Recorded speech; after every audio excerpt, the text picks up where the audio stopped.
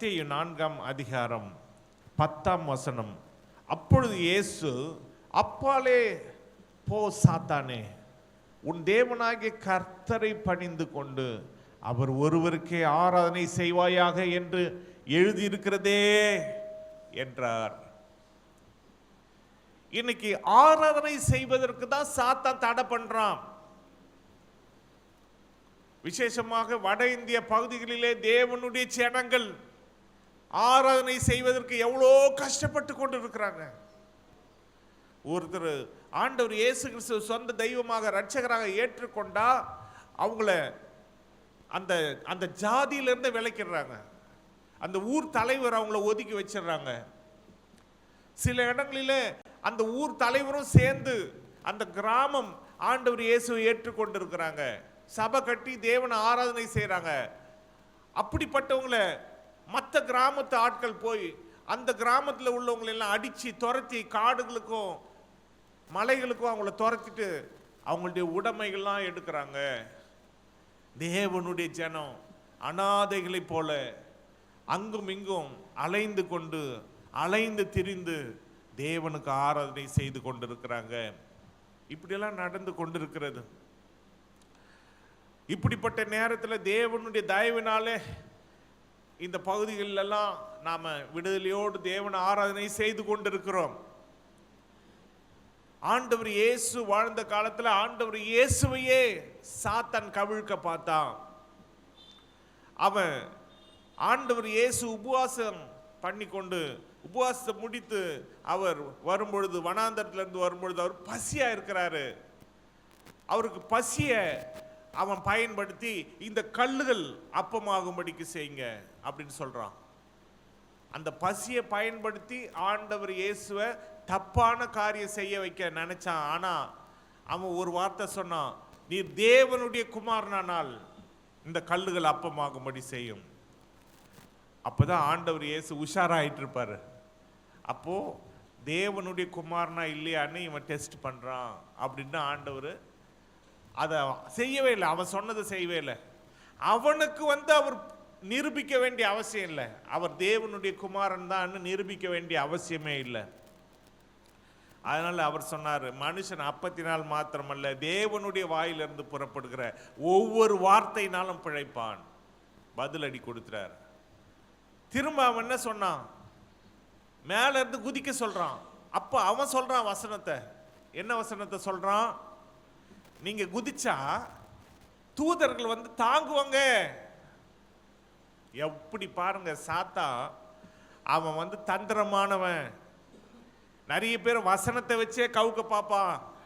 இந்த கடைசி நாட்கள்ல சிலர் இந்த நாள்ல தான் ஆராதனை செய்யணும், அந்த நாள்ல தான் ஆராதனை செய்யணும் அப்படின்னு அவங்கள சரியா ஆராதனை செய்ய விடாம வசனத்தை வச்சே மாற்ற பார்ப்பான். நீங்க 7வது நாள் தான் ஆராதனை செய்யணும், நீங்க முதல் நாள் தான் ஆராதனை செய்யணும். நான் சொல்றேன், எப்பவுமே தேவனை ஆராதனை செய்யணும்.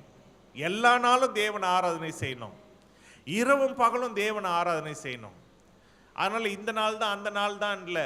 டெய்லி நமக்கு லீவு கிடைச்சா கூட டெய்லி ஆண்டவர் ஆராதனை செய்யலாம் இங்க அதனால இதை வச்செல்லாம் ஒரு பிரிவினை வேண்டாம். சபைகளிலே பிரிவினை வேண்டாம், உபதேசங்களிலே பிரிவினைகள் வேண்டாம், வசனங்களிலே பிரிவினைகள் வேண்டாம். சிலர் அங்கே வசனத்தில் இருக்கு, இயேசு கிறிஸ்துவின் நாமத்தினால ஞானஸ்நானம் எடுத்தாங்க. உடனே அதுக்கு ஒரு கூட்டத்தார், உங்க சபையிலெல்லாம் ஞானஸ்நானம் சரி கிடையாது, இயேசு கிறிஸ்து நாமத்தில் தான் ஞானஸ்நானம் எடுக்கணும் அப்படின்னு அங்க ஒரு கூட்டத்தார் கிளம்பி இப்படி வசனத்தை வச்சே குழப்பங்களை இந்த கடைசி நாட்களில் பிசாசு தான் உண்டாக்குறான்.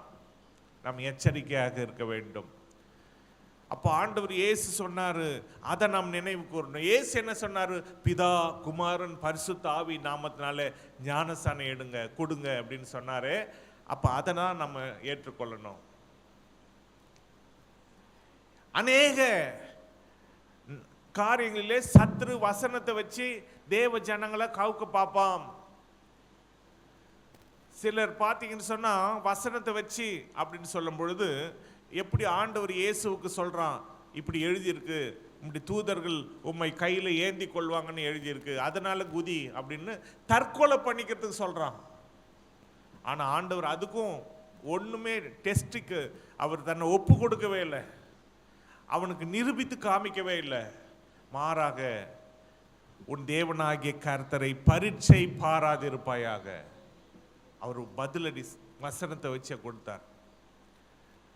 அதனாலதான் முதலாம் நூற்றாண்டு காலத்துல கூட ஜனங்களா ரட்சிக்கப்பட்ட பொழுது விருத்த சேதனத்தை ஒரு பொருட்டா கொண்டு வந்தாங்க. நீ விருத்த சேதனம் பண்ணாதானே நீ விசுவாசி, நீ விருத்த சேதனம் பண்ணாதான் ஆண்டவர் பிள்ளைன்னு விருத்த சேதனம் பண்ணவங்க ஒரு கூட்டம் விசுவாசிகள். இத்தனைக்கும் அவங்க ரட்சிக்கப்பட்டவங்க. அதே நேரத்தில் விருத்த சேதனம் பண்ணாதவங்க ஒரு பிரிவா காணப்பட்டாங்க. அப்பொழுதுதான் அப்போஸ்தலனாகிய பவுல் போன்ற தேவ தாசர்கள் எழும்பி விருத்த சேதனமும் ஒன்றும் இல்லை, விருத்த சேதனம் இல்லாமையும் ஒன்றும் இல்லை, இருதயத்தில் பண்றதுதான் விருத்த சேதனம். ஒருத்தர் மனம் திரும்பி பாவங்களுக்காக அழுது ஆண்டவர்கிட்ட ஜெபம் பண்ணி ஆண்டவர் இயேசுவை சொந்த தெய்வமாக ரட்சகராக ஏற்றுக்கொள்றாங்களே, அப்போ இருதயத்தில் நடக்கிறது தான் விருத்த சேதனம். அதனால சரீரத்தில் நடக்கிற விருத்த சேதனமே கிடையாது அப்படின்னு சொல்லி, அது முதல் விருத்த சேதனமும் ஒன்றும் இல்லை, விருத்த சேதனம் இல்லாமையும் ஒன்றும் இல்லை. காரியம் என்ன? ஆண்டவர் இயேசு ஏற்றுக்கொண்டு அவர் கற்பனையை கை கொள்ளணும், அதுதான் காரியம். அதனால அவங்க வசனத்தை வச்சு சாத்தான் ஏமாத்துவதற்கு தேவனுடைய பிள்ளைகள் நாம் ஒரு பொழுது அனுமதிக்கவே கூடாது. இந்த கடைசி நாட்கள்ல நிறைய யூடியூப்ல காணிக்க நீங்க கொடுக்கலாமா, அது பழைய ஏற்பாட்டு காலம், நீங்க தசமம் கொடுக்கலாமா, அது பழைய ஏற்பாட்டு முறை, அப்படியெல்லாம் வசனத்தை திரித்து இப்படியெல்லாம் ஒளிபரப்புறாங்க. நாம குழம்பி போகாம ஆண்டவர் கிருபையில் நிலைத்து நிற்க வேண்டும்.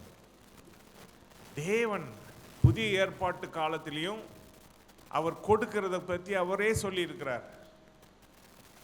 ஒரு வியாதியிலிருந்து நீங்கன்னா உன்னை போய் ஆசாரியனுக்கு காண்பித்து கொடுக்க வேண்டிய காணிக்கை நீ கொடுன்னு தான் சொன்னார். அங்கே எல்லாரும் அந்த நியாயப்பிரமாணத்தை கை கொள்றவங்க தசமம் கொடுப்பாங்க, உபவாசம் எடுப்பாங்க, காணிக்கை கொடுப்பாங்க, எல்லாம் செய்வாங்க. அவங்க எதிலெல்லாம் தசமம் கொடுப்பாங்கன்னா ஒற்றலம், அதுக்கப்புறம் என்ன வெந்தயம், சீரகம், இது மாதிரி சின்ன சின்ன பொருள்ல கூட தசமம் கொடுப்பாங்க. அப்படிப்பட்ட அவங்க தசமம் கொடுக்கிற அந்த ஆட்களை விட ஆண்டவர் சொன்னார், உங்களுடைய நீதி அதிகமா இருக்காவிட்டால் தேவனுடைய ராஜ்யத்துக்குள்ளே நம்ம போக முடியாது. அவங்க வாரத்தில் 2 நாள் உபவாசம் எடுப்பாங்க, தசமம் கொடுப்பாங்க, காணிக்கை கொடுப்பாங்க, எல்லாத்துலேயும் உண்மையா இருப்பாங்க. ஓய்வு நாள்னா தவறாம ஆலயத்துக்கு போவாங்க. அப்படிப்பட்டவங்களுடைய நீதி அதை விட நம்முடைய நீதி பெருசா இருக்கணும்னா அப்ப அதை காட்டிலும் நம்ம அதிகமா என்ன செய்யணும்? தசமம் கொடுக்கணும், அதிகமா ஆண்டவருடைய சபைக்கு வரணும், அதிகமா ஆண்டவரை தேடணும். நம்முடைய நீதி அவங்களுடைய நீதியை காட்டிலும் அதிகமா இருக்கணும். இப்படி எல்லாவற்றுக்கும் ஆண்டவர் ஒரு முற்றுப்புள்ளியை வைத்திருக்கிறார்.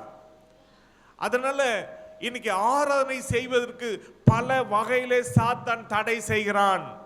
ஆண்டவர் இயேசுவையே தடை பண்ண பார்த்தான். அதனாலதான் இயேசு இந்த வார்த்தையை சொன்னார். அப்பொழுது இயேசு, அப்பாலே போ சாத்தானே, உன் தேவனாகிய கர்த்தரை பணிந்து கொண்டு அவர் ஒருவருக்கே ஆராதனை செய்வாயாக என்று எழுதியிருக்கிறதே என்றார். ஏன்னா கடைசியில் அவன் அதை சொல்லி இதை சொல்லி ஆண்டவர் இயேசுவையே என்ன செய்யான்? சகல ராஜ்யங்களும் 8ஆம் வசனத்தில் மத்தேயு 4:8 மறுபடியும் பிசாசு அவரை மிகவும் உயர்ந்த மலையின் மேல் கொண்டு போய் உலகத்தின் சகல ராஜ்யங்களையும் அவைகளின் மகிமையையும் அவருக்கு காண்பித்து, நீர் சாஷ்டாங்கமாய் விழுந்து என்னை பணிந்து கொண்டால் இவைகளெல்லாம் உமக்கு தருவேன் என்று சொன்னான். ஆண்டவர் இயேசுவை அவனை பணிந்து கொள்ள, சாத்தானை பணிந்து கொள்ள சொல்றான். ஆனா இயேசு அவனை பார்த்து சொல்லிட்டாரு, உன் தேவனாகிய கர்த்தரை பணிந்து கொண்டு அவர் ஒருவருக்கே ஆராதனை செய்வாயாக, அப்பாலே போ சாத்தானே அப்படின்னு சொல்லிட்டாரு. நாமளா இருந்தா எப்படி சொல்லுவோம்? சி போ அப்படின்ற, அப்படி அது மாதிரி அப்பாலே போ சாத்தானே. உன் தேவனாகிய கர்த்தர் ஒருவருக்கே நீ ஆராதனை செய்வாயாக. அவரை பணிந்து கொண்டு அவர் ஒருவருக்கே ஆராதனை செய்வாயாக அப்படின்னு சொன்ன உடனே அவன் என்ன பண்ணான்? அவன் போயிட்டான். அப்பொழுது பிசாசானவன் அவரை விட்டு விலகி போனான். உடனே தேவ தூதர்கள் வந்து அவருக்கு பணிவிடை செய்தார்கள். அல்லேலூயா. ஆண்டவர் இயேசு கிறிஸ்து அவரே ஆராதனை செய்வதற்கு சாத்தான் தடை போட பார்த்தானே. அப்போ தேவனுடைய பிள்ளைகளுக்கு சாத்தான் எப்படியெல்லாம் தடை பண்ணுவான், நாம் எச்சரிக்கையா இருக்க வேண்டும். ஆராதனைக்கு போக முடியாதபடிக்கு ஓனர் மூலமா தடை பண்ணுவான். ஓனர் சொல்வாரு, ஞாயிற்றுக்கிழமை உங்களுக்கு வேலை வச்சிருக்கிறோம், நீங்க ஞாயிற்றுக்கிழமை வந்தா 2 மடங்கு சம்பளம் தரோம். அப்படி பணத்தை ஆசை காமிச்சு கூப்பிடுவான். சிலரை அதிகார தோரணை, ஞாயிற்றுக்கிழமை வரலன்னா உங்களுக்கு வேலை கிடையாது அப்படின்னு அதிகார தோரணையில். ஏன்னா அவனுடைய நோக்கம் என்ன? தேவ ஜனங்கள் தேவனை ஆராதனை செய்ய விடக்கூடாது. அதுதான் சத்துருடைய நோக்கம். எந்த சூழ்நிலையிலும் தேவனை நாம் ஆராதனை செய்ய வேண்டும். அல்லேலூயா. இந்த உலகத்தில் எந்த சூழ்நிலையும் தேவனை ஆராதனை செய்கிற தேவனுடைய பிள்ளைகளை தேவன் நிச்சயமாக அவர் ஆசீர்வதிக்கிற தேவனாக இருக்கிறார்.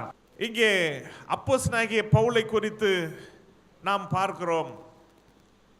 அப்போஸ்தலனாகிய பவுலும் சீலா என்ற ஒரு தேவதாசனும் அவங்கள பிடிச்சு என்ன பண்ணாங்களாம்? கைகளையும் கால்களையும் தொழுமரத்திலே கட்டி அவங்கள வந்து சிறைச்சாலையில் வச்சிருந்தாங்க. அதை நாம் எங்க வாசிக்கிறோம்? அப்போஸ்தலர்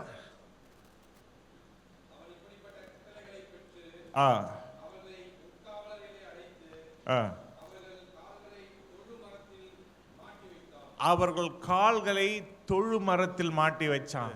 நடுராத்திரியில பவுலும் சீலாவும் ஜெபம் பண்ணி தேவனை துதித்து பாடினார்கள். காவலில் வைக்கப்பட்டவர்கள் அதை கேட்டு கொண்டிருந்தார்கள்.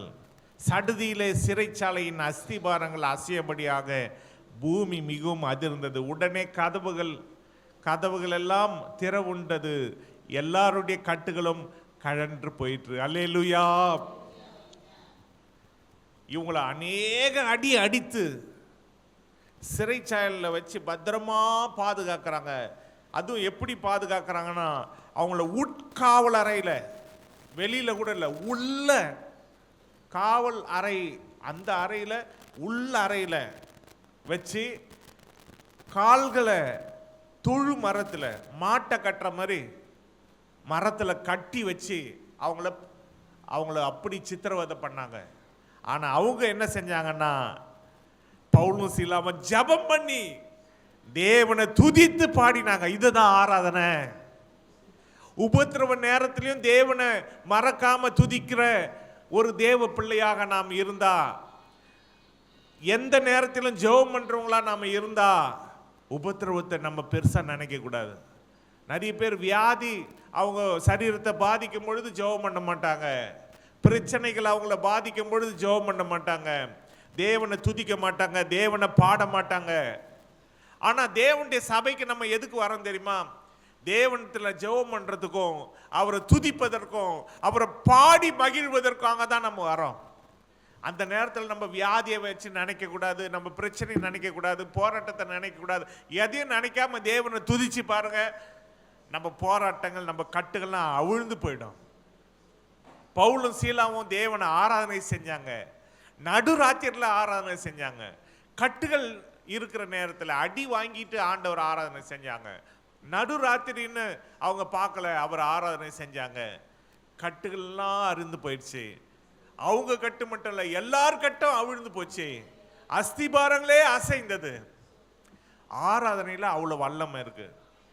அதை தான் சாத்தான் அறிந்து ஆராதனை செய்யறதுக்கு ஜனங்களை தடை பண்றான். கொரோனா காலத்தில் சுமார் 2 வருஷம் நம்ம எவ்வளோ கஷ்டப்பட்டோம் தேவனை ஆராதனை செய்யறதுக்கு. ஆனாலும் தேவ ஜனங்கள் வீட்டில இருந்தே அவர் ஆராதனை செஞ்சாங்க. அல்லேலூயா. இப்படியெல்லாம் தேவனை நம்ம ஆராதனை செய்யறதுனால தான் இன்னைக்கு நம்ம உயிரோடு இருக்கிறோம்.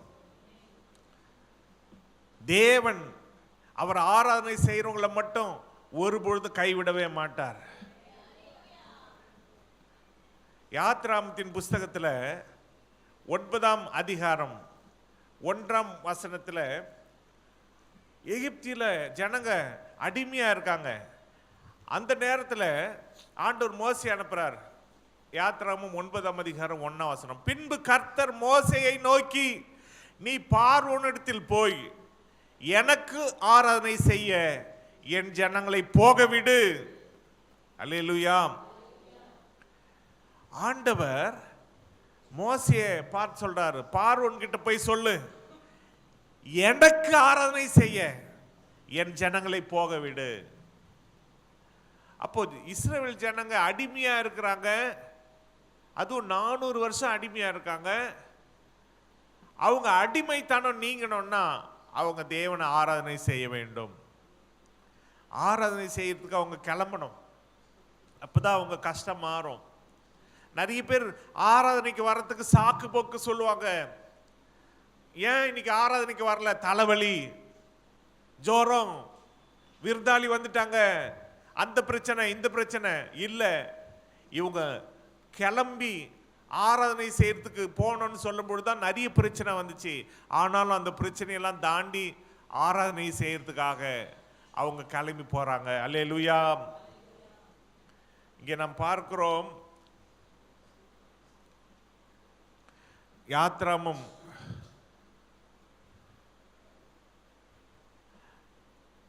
4ஆம் அதிகாரம்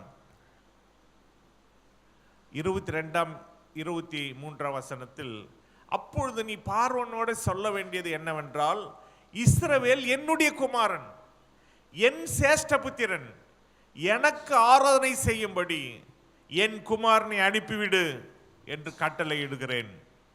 அவனை விடமாட்டேன் என்பாயாகில் நான் உன்னுடைய குமாரனை உன் சேஷ்டபுத்திரனை சங்கரிப்பேன் என்று கர்த்தர் சொன்னார் என்று சொல் என்றார். அல்லேலூயா. இது எவ்வளவு பெரிய வார்த்தை. ஒரு ராஜா கிட்ட போய், என் குமாரன் இஸ்ரவேல் யாரு? என் குமாரன், என் சேஷ்ட புத்திரன், அவனை நீ அனுப்பு, எனக்கு ஆராதனை செய்ய அவனை அனுப்பு. நீ அனுப்பல, உன்னுடைய சேஷ்ட புத்திரனை நான் என்ன பண்ணுவேன்? சங்கரிப்பேன். இப்படி சொல்றது எவ்வளவு பெரிய காரியம். ஆனாலும் அந்த மோசே பாவம் ஆண்டவர்கிட்ட மாட்டிக்கின்னு எவ்வளவு கஷ்டப்பட்டார். அவர் சொல்றத போய் ராஜா கிட்ட போய் சொல்லணும். நம்மளா இருந்தா, ஐயோ ராஜா, இயேசுவே இயேசுவே நான் போய் சொன்னா அவங்க அடிப்பாங்க கொல்லுவாங்கன்னு நம்ம பயப்படுவோம். ஆனா மோசே ஆண்டவர் சொன்ன வார்த்தை அப்படியே போய் சொல்றார். அல்லேலூயா. தைரியமா போய் சொன்னார். அதே போல நடந்துச்சு. அவன் அனுப்ப மாட்டேன் அப்படின்னா எகிப்தில் இருக்கிற தலைச்சன் பிள்ளை எல்லாம் சங்காரமாச்சு. ஆராதனைக்கு நீ அனுப்ப மாட்டேன்னு சொன்னியா? அவங்க ஏன் சேஷ்ட புத்திரன், ஏன் குமாரன், எனக்கு ஆராதனை செய்ய அவன் நீ அனுப்புன்னு சொன்ன, நீ அனுப்ப மாட்டேன்னு சொல்றியா? நான் சொன்னல உன் சேஷ்ட புத்திரனை நான் இது பண்ணுவேன்னு சொல்லி. அதுபோல அந்த எகிப்துல ராஜா முதல் மாவரைக்கிற சாதாரண ஆள் வரைக்கும் எல்லாருடைய தலைச்சன் பிள்ளைகளும் மரிச்சு போச்சு. பிள்ளைகள் தான் மரிச்சு போச்சா அப்படின்னு பார்த்தா மிருக ஜீவன்ல கூட தலைச்சன்கள் எல்லாம் மரிச்சு போச்சு, எல்லாம் சேர்த்து போச்சு. அதுக்கப்புறம் பாருங்க, பார்வோனும் அவனுடைய ஊழியக்காரனும் அந்த ஜனங்களும் இவங்களை அப்படியே எப்படியாவது ஓடுங்க ஓடுங்க துரத்துறாங்க, தயவு செய்து இங்க இருந்து போங்க அப்படின்னு அவங்க கேட்கறதெல்லாம் கொடுத்து அனுப்புறாங்க. பொண்ணு வெள்ளி என்ன வேணுமோ எடுத்துட்டு போங்க, நீங்க முதல் போனா போதும் அப்படின்னு ஆண்டவர் அவங்கள வழி நடத்தினார். அதனால ஆண்டவராகிய இயேசு கிறிஸ்துவுக்கு ஆராதனை செய்ய நாம் மிகவும் கவனமாக இருக்க வேண்டும். அவர் அதற்காக ஒரு இடத்தை நமக்கு ஆயத்தப்படுத்தியிருக்கிறார். மோசேக்கு யாத்திரம் 3ஆம் அதிகாரத்தில் தரிசனமானார். அப்பொழுது அவர் சொல்றார் 5ஆம் வசனத்துல, யாத்ராமம் 3ஆம் அதிகாரம் 5ஆம் வசனத்துல, அப்பொழுது அவர், இங்கே கிட்டி சேராயாக உன் கால்களில் இருக்கிற பாதரட்சையை கழற்றி போடு, நீ நிற்கிற இடம் பரிசுத்த பூமி என்றார். அப்ப தேவனை ஆராதனை செய்யறதுக்கு பரிசுத்தமான இடத்துல அவர் ஆராதனை செய்ய வேண்டும். ஏன் அது பரிசுத்தமான பூமி? அதே இடத்துல திரும்ப வந்து எனக்கு ஜனங்கள்லாம் ஆராதனை செய்வாங்கன்னு சொல்லி வாக்குத்தத்தம் பண்றார். அத 12ஆம் வசனத்துல 11 இருந்து, அப்பொழுது மோசே தேவனை நோக்கி, பார்வோனிடத்திற்கு போகவும் இஸ்ரவேல் புத்திரரை எகிப்திலிருந்து அழைத்து வரவும் நான் எம்மாத்திரம் என்றான். அதற்கு அவர், நான் உன்னோட இருப்பேன். நீ ஜனத்தை எகிப்திலிருந்து அழைத்து வந்த பின் நீங்கள் இந்த மலையில் தேவனுக்கு ஆராதனை செய்வீர்கள். நான் உன்னை அனுப்பினேன் என்பதற்கு இதுவே அடையாளம் என்றார். ஹல்லேலூயா. எந்த இடத்துல உன் செருப்பை கழட்டு, இது பரிசுத்த பூமி அப்படின்னு சொன்னாரோ அதே இடத்துக்கு ஜனங்க எல்லாரையும் நான் அழைத்து கொண்டு வருவேன். அவங்க எனக்கு ஆராதனை செய்வாங்க, இதே இடத்துல ஆராதனை செய்வாங்க. இதுதான் உனக்கு அடையாளம் அப்படின்னு ஆண்டவர் சொல்றார். அப்ப நாம் தேவனுக்கு ஆராதனை செய்வதற்கு தேவன் ஒரு அடையாளத்தை கொடுக்கிறார். அங்கே ஆகாஸ் என்ற ராஜா வியாதியா இருந்த பொழுது அவனுக்கு ஒரு அடையாளத்தை ஆண்டவர் காண்பிச்சார். என்னன்னா, அவன் இது எசேக்கியா வியாதியா இருந்த பொழுது அவனுக்கு தேவனுடைய ஆலயத்துக்கு போய் அவரை தொழுது கொள்வா என்பதற்கு அடையாளமாக, உனக்கு ஆகாசுடைய சூரிய கடிகாரத்தில் 10 பாகை முன்னுக்கு போனமா, 10 பாகை பின்னுக்கு போனமா, அப்படிப்பட்ட அதிசயத்தை ஆண்டவர் செஞ்சார். அந்த நேரத்தில் தான், ஐயோ நாங்க ஆண்டவரை சோதிக்க மாட்டோம், ஐயோ அவரை டெஸ்ட் பண்ண மாட்டோம்னு, ஆண்டவரே நீ என்னை சோதிச்சு பாரு அப்படின்னா உடனே மாத்தி பேசுறது, நாங்க சோதிக்க மாட்டோம். அப்போ ஒரு அடையாளத்தை கொடுத்தார். இதோ ஒரு கன்னிகை கர்ப்பவதியாகி, ஏசியா 9ஆம் அதிகாரம் 6ஆம் வசனத்துல, இதோ ஒரு கன்னிகை கர்ப்பவதியாகி ஒரு குமாரனை பெறுவாள், அவருக்கு இம்மானுவேல் என்று பெயரிடுவார்கள். அப்போ அதுக்கு முன்னால சொல்றாங்க, நீங்க கர்த்தரையும் விசனப்படுத்துறீங்களே, சோதிக்க மாட்டேன்னு கர்த்தரை போய் விசனப்படுத்துறீங்க. அப்ப பாருங்க, நம்முடைய வாழ்க்கையில கர்த்தர் என்ன சொல்றாரோ அதுபடி தான் நம்ம செய்யணும். கர்த்தர் சோதி அப்படின்னா சோதிச்சு பார்க்கணும், சோதிக்காதன்னா சோதிக்க கூடாது. அவர் ஒரே ஒரு காரியத்தில் மட்டும் அவர் சோதிக்க சொல்லியிருக்கிறார். அவருக்கு கொடுக்கிற விஷயத்துல நீங்க என்ன சோதிச்சு பாருங்க, நான் வானத்தின் பல கனிகளை திறந்து இடங்கொள்ளாமல் உங்களை ஆசீர்வதிப்பேனே மாட்டேனோ என்று என்ன நீங்க சோதிச்சு பாருங்க. காணிக்கைகளையும் உங்க தசமங்களையும் எனக்கு கொடுங்க, அப்பொழுது நான் உங்களை ஆசீர்வதிப்பேனே மாட்டேனான்னு சொல்லி என்னை சோதிச்சு பாருங்கன்னு இந்த ஒரு காரியத்தில் மட்டும் அவர் சோதிக்க அனுமதி கொடுத்திருக்கிறார். அப்ப நம்முடைய வாழ்க்கையில ஆண்டவராகிய தேவன் அவரை ஆராதனை செய்வதில் கொடுக்கிறதும் ஒரு உள்ளடங்கினதா இருக்கிறது. அதனால்தான் 1ஆம் நூற்றாண்டு காலத்தில் கூட வீடுகள் தோறும் அப்பம் விட்டாங்க. அப்ப சாப்பிட்றதும் ஒரு ஆராதனையில ஒரு அங்கம் தான், அப்பம் விட்டுறது வீடுகள் தோறும். அதே போல தேவனுக்கு நாம் கொடுக்கிறது ஆராதனையில ஒரு பகுதி. அதே போல ஜெபிக்கிறது, அப்புறம் துதிக்கிறது, பாடல் பாடுறது, இதெல்லாம் ஆராதனையில ஒரு பகுதி. அதனாலதான் ஆராதனையில காணிக்கை கொடுக்கிறோம், காணிக்கை எடுக்கிற டைம் வச்சிருக்கிறோம். அதே போல அவருக்கு சாட்சி சொல்றோம், சில ஆராதனையில சாட்சி சொல்றோம். இப்படி நாம தேவனை ஆராதனை செய்வதற்கு முக்கியத்துவம் தர வேண்டும். அவரை ஆராதனை செய்வதற்கு நாம் முக்கியத்துவம் தராம எந்த சாக்கு போக்குக்கும் நாம இடம் கொடுக்கவே கூடாது. அவருடைய ஆராதனைக்கு வர, ஒருவேளை நீங்க இன்னைக்கு நீங்க ஒரு தீர்மானத்தை எடுங்க, வரப்போகிற புதிய ஆண்டுல ஒரு ஆராதனையை கூட நான் விட மாட்டேன், எல்லா ஆராதனையிலையும் நான் கலந்து கொள்வேன். நிச்சயமாக தேவன் உங்களை உங்க குடும்பத்தை அவர் ஆசீர்வதிப்பார். ஹல்லேலூயா.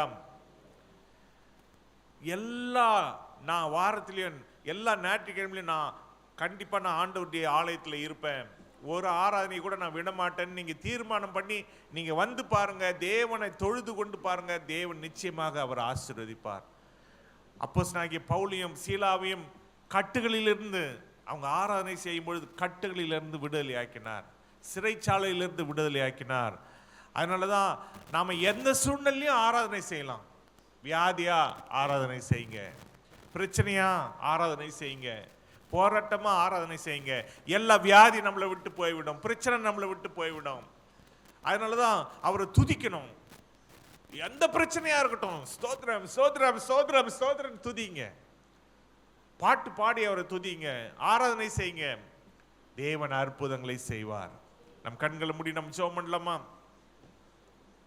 இந்த கடைசி நாட்களில் ஆராதனை செய்வதற்கு நம்மை ஒப்பு கொடுப்போம். இந்த காலை வேளையில உம்மை ஆராதனை செய்கிறோம். உம்மை ஆராதனை செய்ய முடியாதபடிக்கு சத்துரு கொண்டு வருகிற போராட்டங்கள் மேல இயேசு கிறிஸ்துவின் நாமத்தில் ஜெயத்தை நாங்கள் பெற்றுக் கொள்ளுகிறோம். இயேசுவே, உம்மையே சத்துரு ஆராதிக்க தடை பண்ண பார்த்தான், பொய்யான ஆராதனை செய்ய வைக்க பார்த்தான், பிசாச ஆராதனை செய்ய வைக்க பார்த்தான். ஆனாலும் நீர் சாத்தானை ஜெயித்தீரே. உன் தேவனாகிய கர்த்தர் ஒருவருக்கே, அவரையே பணிந்து கொண்டு அவர் ஒருவருக்கே ஆராதனை செய்வாயாக என்று சொன்னீரே.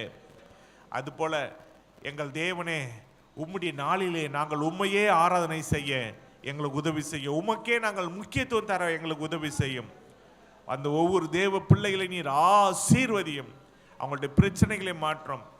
ஆராதனை செய்வதன் மூலமாய் வருகிற ஆசீர்வாதங்களை அவர்கள் பெற்றுக்கொள்ள உதவி செய்யும். உம்மை ஆராதனை செய்து அப்ப உமக்குள்ளே கலிகூற உதவி செய்யும். சகல துதிகன மகிமை நாங்கள் ஒருவருக்கே ஏறெடுக்கிறோம். மீட்பரும் ரட்சகருமாகிய இயேசு கிறிஸ்து நாமத்தில் ஜெபிக்கிற எங்கள் பரிசுத்த பிதாவே, ஆமென்.